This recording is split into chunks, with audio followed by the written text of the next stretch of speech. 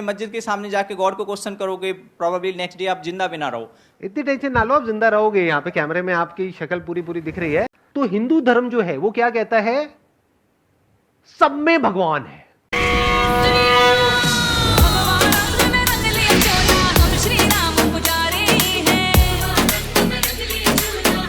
आप टेंपल के सामने, मस्जिद के सामने जाके गॉड को क्वेश्चन करोगे, प्रोबेबली नेक्स्ट डे आप जिंदा भी ना रहो।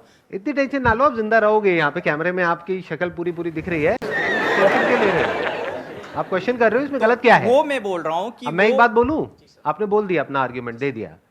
इस दुनिया में कौन लोग हैं जो प्रॉब्लम क्रिएटर हैं? वो जो करोड़ों भगवानों को मानते हैं, क्या वो आपस में लड़ते हैं? या वो जो कहते हैं कि एक ही भगवान है दुनिया में, जो भी उसको नाम देते हैं और कहते हैं वो ही सच है, बाकी सब झूठ है? आराम से समझिए कि जो हिंदुइज्म है वहां पर करोड़ों भगवान क्यों हैं, उसका लॉजिक क्या है।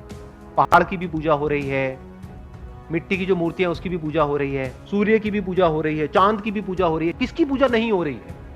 धरती, जल, अग्नि, वायु, आकाश, सबकी पूजा हो रही है। तो हिंदू धर्म जो है वो क्या कहता है? सब में भगवान है। इससे बढ़िया फिलॉसफी,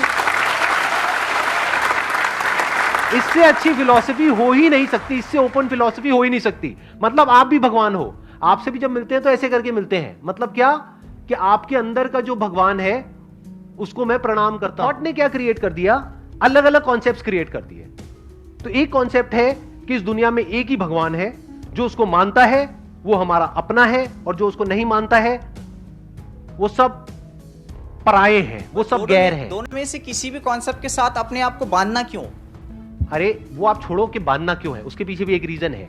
क्योंकि एक इंसान को सिक्योरिटी चाहिए, उसको साइकोलॉजिकल सिक्योरिटी बोलते हैं। कॉन्सेप्ट के साथ ये करना क्यों है, ये कभी क्वेश्चन नहीं पूछा जाता है फिलॉसफी में। क्यों नहीं पूछा जाता है? वहां पे ये पूछा जाता है कि क्या है। साइंस इज ऑल अबाउट क्या, नॉट अबाउट क्यों। एक थॉट प्रोसेस है। एक और थॉट प्रोसेस है जो कहते हैं कि सब में भगवान है और भगवान में ही सब कुछ है।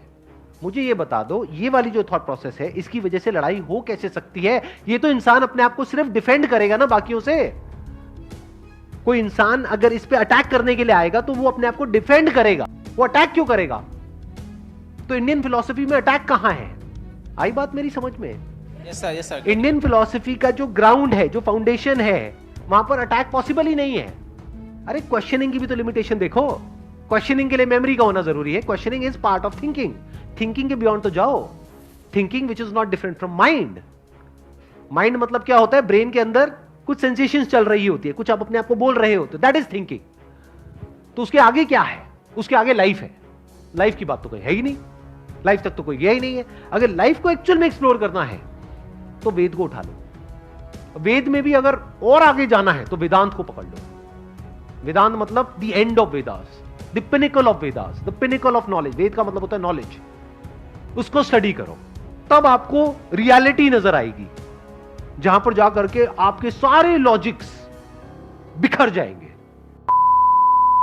मेरी पहली और आखिरी इच्छा